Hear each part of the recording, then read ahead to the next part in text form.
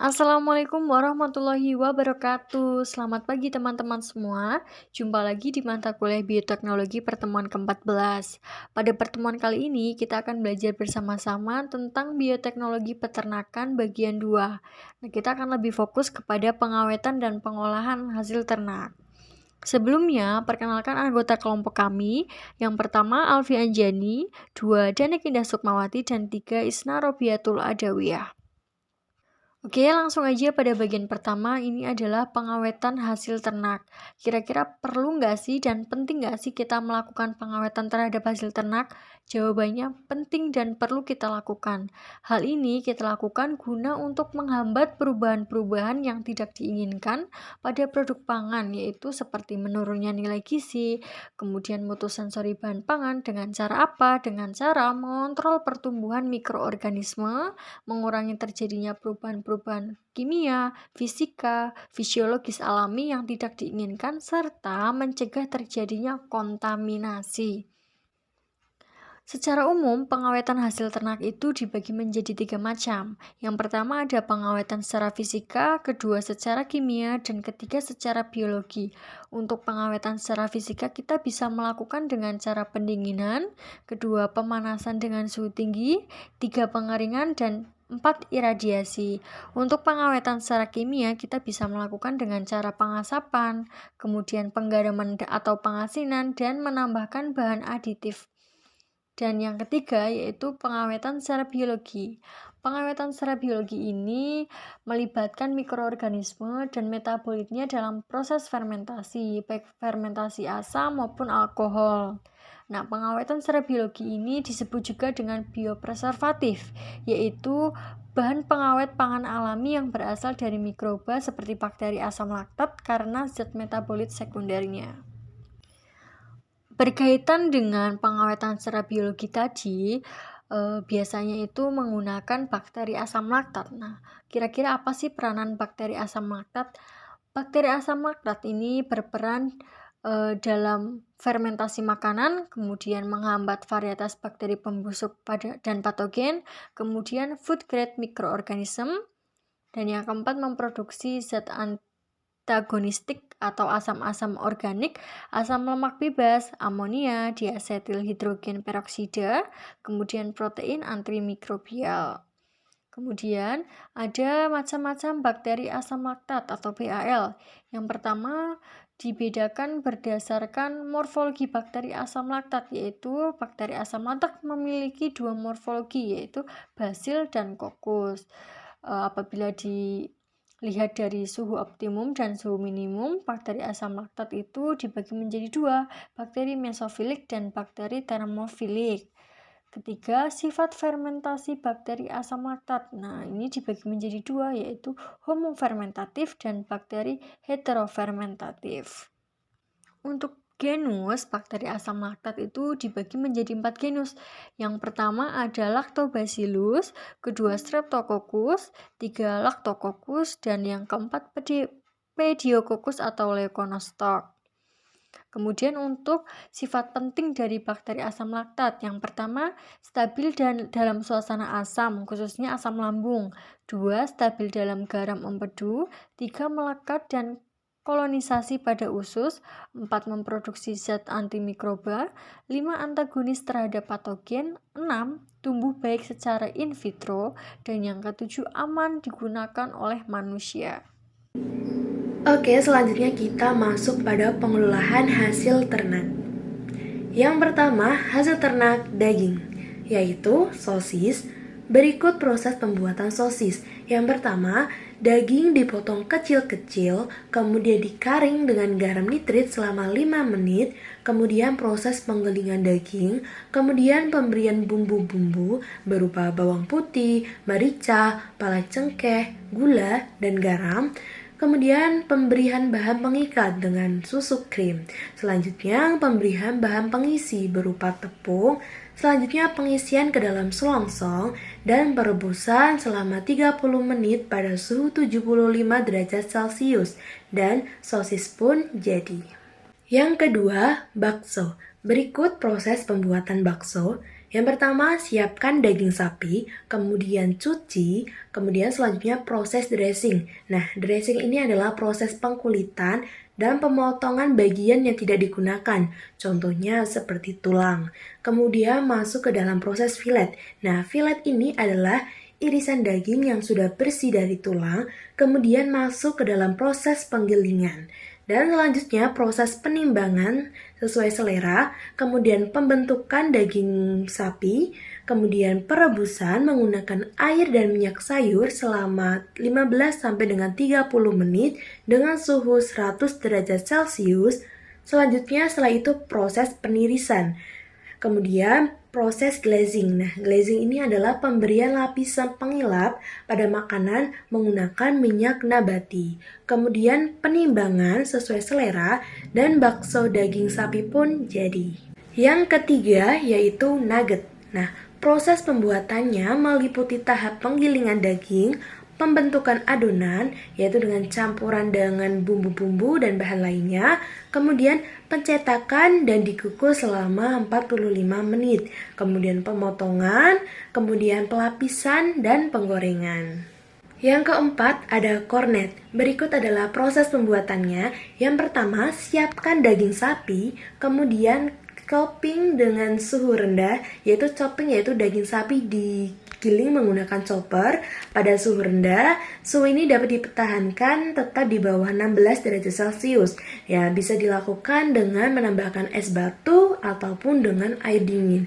Kemudian proses selanjutnya adalah mixer semua bahan seperti garam, nitrat atau nitrit, gula, serta bumbu-bumbu. Kemudian filling dengan memasukkan daging ke dalam kaleng yang sebelumnya telah disterilkan dengan panas. Kemudian masuk ke tahapan exhausting, yaitu kaleng yang telah diisi kemudian divakum atau di-exhausting dengan melewatkan melalui ban berjalan ke dalam exhauster box bersuhu 90 sampai dengan 95 derajat Celcius selama 15 menit. Kemudian setelah keluar dari exhauster box, masuk pada tahapan simming, yaitu kaleng dalam keadaan panas ditutup dengan penutup kaleng. Nah, setelah ditutup kaleng beserta isinya disterilisasi dengan memasukkan kaleng ke dalam retorp dan dimasukkan pada suhu 120 derajat Celcius dengan tekanan 0,55 kg per cm kuadrat selama 15 menit.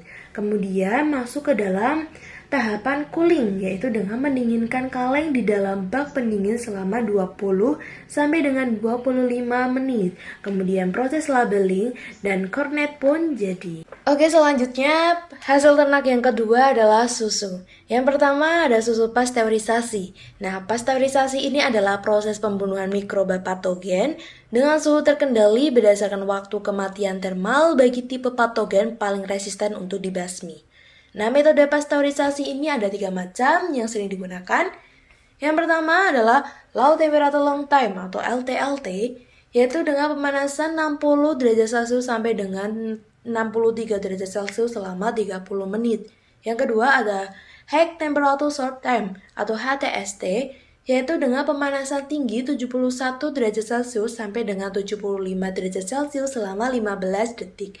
Kemudian ada ultra high temperature atau UHT, yaitu dengan pemanasan dengan temperatur yang sangat tinggi dan waktu yang sangat singkat, yaitu dengan suhu 131 derajat Celcius sampai dengan 150 derajat Celcius selama 0,5 sampai dengan 1 detik.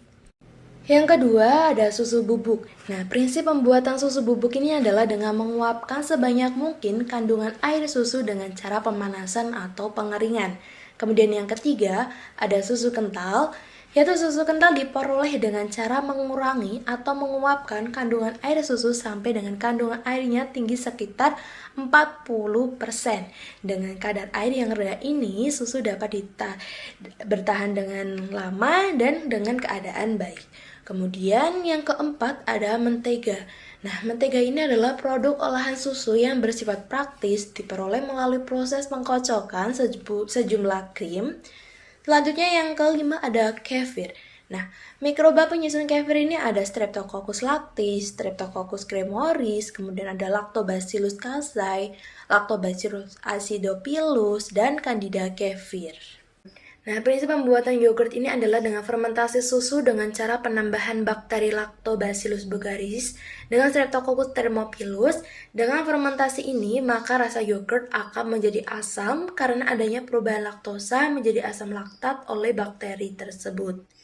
Kemudian, hasil ternak yang ketiga adalah telur. Yang pertama, pengelolaan telur. Yang pertama adalah telur asin. Nah, berikut proses pembuatannya. Yang pertama adalah siapkan telur, kemudian pilihlah telur dengan keadaan baik, kemudian cuci bersih.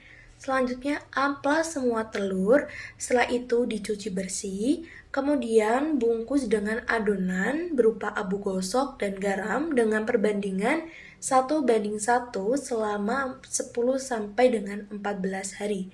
Kemudian setelah itu telur telah asin. Nah, kemudian setelah telur asin maka rebus dan telur siap untuk dipasarkan. Pengolahan hasil ternak selanjutnya ini ada acar telur, di mana acar telur ini adalah telur masak yang dikuliti dan juga direndam dalam adonan bumbu, yaitu bumbunya adalah cuka, gula, cabai, dan juga merica, sehingga awet dan juga siap dimakan. Biasanya ini disimpan dalam botol selai dan juga toples. Selanjutnya telur pindang, di mana tata cara pembuatan telur pindang ini yang pertama kita cuci dulu telurnya, kemudian buat larutan garam, dan selanjutnya rebus telur dengan garam, daun salam, daun biji, dan juga sabut kelapa. Nah, apabila telur sudah setengah matang, kita lakukan peretakan kulit telur ya, sehingga kulit telur menjadi retak.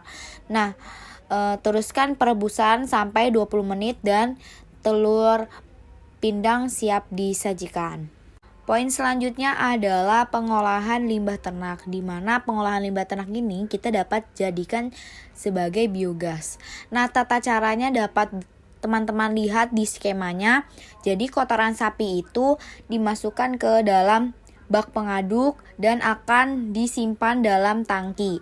Nah, nantinya si gas-gas dalam kotoran sapi ini kemudian akan menguap dan akan menghasilkan gas yang dapat digunakan untuk memasak gitu.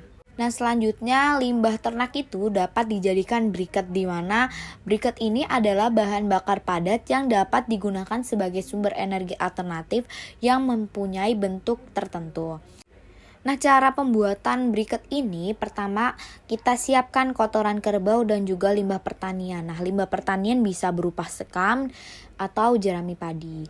Nah, kemudian melakukan karbonisasi dan juga melakukan pendinginan selama 25 menit. Dan arang kotoran kerbau, sekam, dan jerami digiling, disaring 50 sampai 70 mes. Kemudian jadilah bubuk arang. Di samping itu kita juga perekatan tapioka yang telah dimasak. Jadi kita membuat tapioka dulu ya. Nah, kemudian langsung kita campurkan bubuk arang tadi dan juga kanji dengan perbandingan 30% dari bahan baku. Kemudian masuk ke dalam proses pencetakan, dan setelah dicetak kita keringkan di bawah terik matahari hingga 7 hari dan briket pun jadi. Pengolahan limbah ternak yang terakhir adalah pupuk organik atau bokasi, di mana ini adalah pupuk kompos yang dihasilkan dari proses fermentasi atau peragian bahan organik dengan teknologi efek mikroorganisme. Keunggulan penggunaan teknologi ini adalah pupuk organik dapat dihasilkan dalam waktu yang relatif singkat dibandingkan dengan cara konvensional, di mana efektif mikroorganisme 4 sendiri mengandung Asobacter sp, Lactobacillus sp, ragi, bakteri fotosintetik, dan juga jamur pengurai selulosa. Bahan untuk pembuat bokasi dapat diperoleh dengan mudah di sekitar lahan pertanian seperti jerami, rumput, tanaman kacangan, pupuk kandang, atau serbuk gergajian. Namun, bahan yang paling baik digunakan sebagai bahan pembuat bokasi adalah dedak karena mengandung zat gizi yang sangat baik untuk mikroorganisme. Nah, cukup sekian yang bisa kami sampaikan pada kesempatan hari ini. Kurang lebihnya mohon maaf, tetap semangat dan juga tetap jaga kesehatan ya teman-teman. Kami cukupkan. Wassalamualaikum warahmatullahi wabarakatuh.